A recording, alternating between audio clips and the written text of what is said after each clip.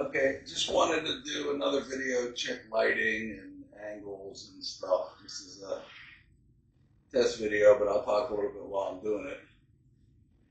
Talked about functional balance a little bit and what that means, and I'd like to go a little bit more about what we're going to try and do and how we're going to try and do it, and the things that I run into along the way make the understanding more simple.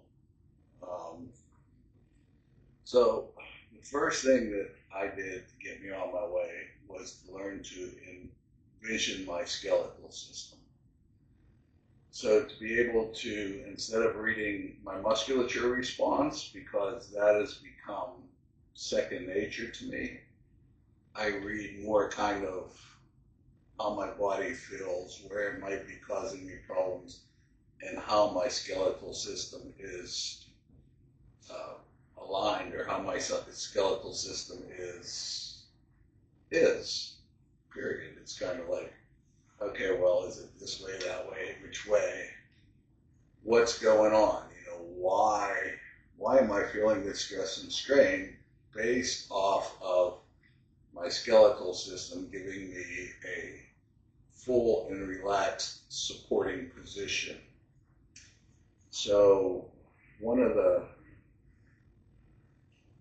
key things is left and right, right? So look down along the spine to the hips, either side, and the musculature, right?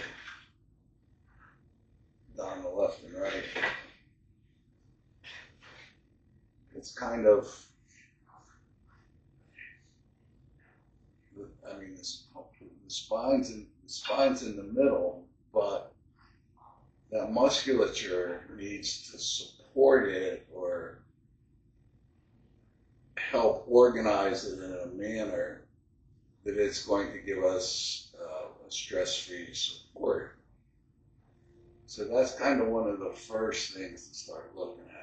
So it's kind of like, okay, left, right, front, back,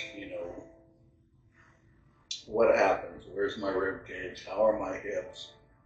Are they down? Are they forward? Then you're looking at the legs as well, which are, another set of two, left and right, for most of us, and shoulders.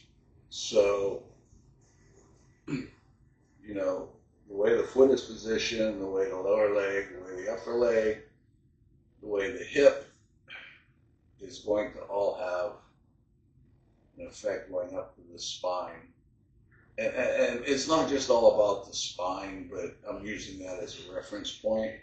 So we'll use different reference points, some which have no uh, medical terminology to them. It's just as a reference point to see where the pressures and resulting pressures of all these, I call them wonky stanchions. So one of the original terms I came up with is how to balance odd shapes with wonky stanchions. But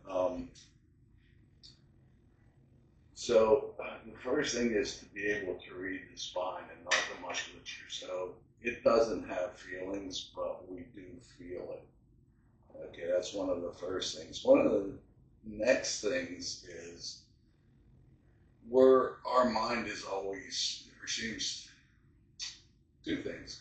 One is our mind seems to be attracted or notices more the things that make big movements and not little subtle movements, whether that be a twist or a turn or just a minor adjustment.